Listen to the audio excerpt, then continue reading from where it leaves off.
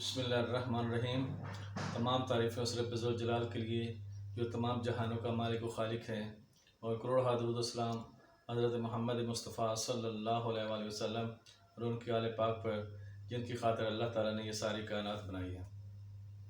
अल्लाहुम्मा सल्लि अला मुहम्मद व आले मुहम्मद। अस्सलाम वालेकुम व्यूअर्स, कैसे हैं आप सब दोस्त। मैं आप सब के लिए अल्लाह रब्बुल इज़्ज़त से दुआ गो हूँ कि मालिक कायनात आपको तंदुरुस्ती और सेहत के साथ लंबी और खुशियों भरी ज़िंदगी अता फरमाए। आमीन या रब्बल आलमीन। दोस्तों, मैं हूँ डॉक्टर हकीम सैयद शाहिद अब्बास नकवी बुखारी, अल सादात दवाखाना साहिवाल, पंजाब, पाकिस्तान से।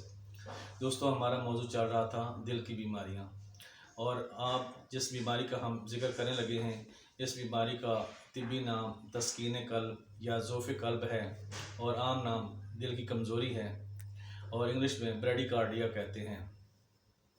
इस मर्ज़ में दिल इतना कमज़ोर हो जाता है कि इसकी रफ़्तार इंतहाई सुस्त हो जाती है और नॉर्मल रूटीन से भी बिल्कुल इंतहाई कम हो जाता है, जिससे नब्ज़ की रफ़्तार भी सुस्त हो जाती है और मरीज़ अपने आप को लाचार समझता है। इन जो नॉर्मल रूटीन होती है दिल की पर मिनट बीट, वो 70 से 80 होती है, और ये इंतहाई कम होकर 40 से 50 रह जाती है। तो इसमें दिल की रफ़्तार कम हो जाती है, दिल की धड़कन इंतहाई सुस्त हो जाती है। तो इस वजह से इसका नाम ज़ोफ़ कल्ब या तस्कीन कल्ब का रखा गया है। तो दोस्तों, इसके चलते हैं असबाब की जानिब कि ये मर्ज़ क्यों होता है। आम जिस्मानी कमज़ोरी की वजह से भी हो सकता है। इसके अलावा गुर्दों की ख़राबी की वजह से दिल के जो पट्टे होते हैं उज़लात कल्ब, उनमें किसी नक्स पड़ने की वजह से भी ये मर्ज़ हो सकता है। इसके अलावा माली खुलिया की वजह से हो सकता है, ज़ियाबतीस शुगर की वजह से हो सकता है। इसके अलावा डर, खौफ, ज़हनी टेंशन, रंज व गम, फ़िक्र की वजह से भी ये मर्ज़ हो जाता है। तो दोस्तों, अब चलते हैं इसकी अलामात की जानिब कि इसकी अलामात क्या होती हैं। इसकी अलामात में सबसे पहले ये है कि दिल की जो रफ़्तार होती है वो इंतहाई कम हो जाती है। नॉर्मल 70 से 80 बीट पर मिनट जो होती है, उससे कम होकर 40 to 50 बीट पर मिनट रह जाती है।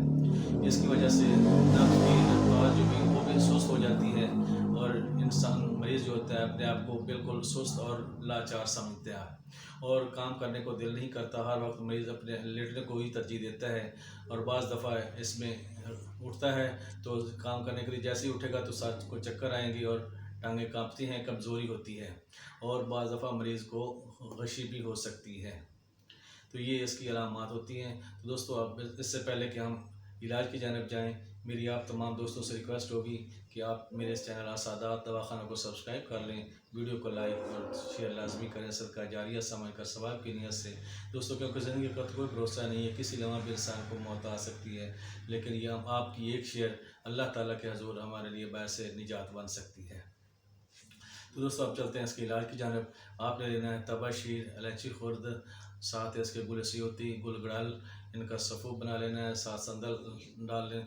तो और ज़्यादा बेहतर अगर करना है तो इसमें आप कुछ मरजान और कुछ याकूत भी इस्तेमाल कर सकते हैं। तमाम अज्जा बराबर वज़न लेकर तो इनका सफ़ूफ बना लें, और 1 ग्राम से 3 ग्राम तक खुराक आप दूध के साथ ले सकते हैं। अल्लाह ताला करम करेगा, इंशाअल्लाह इस बीमार से निजात मिल जाएगी। तो ये थी मेरे दोस्तों आज की वीडियो। तो आप मेरे लिए भी दुआ करें कि अल्लाह ताला हम सबको एक दूसरों के लिए आसानियाँ पैदा करने की तौफ़ीक अता फ़रमाए। आमीन या रब्बल आलमीन।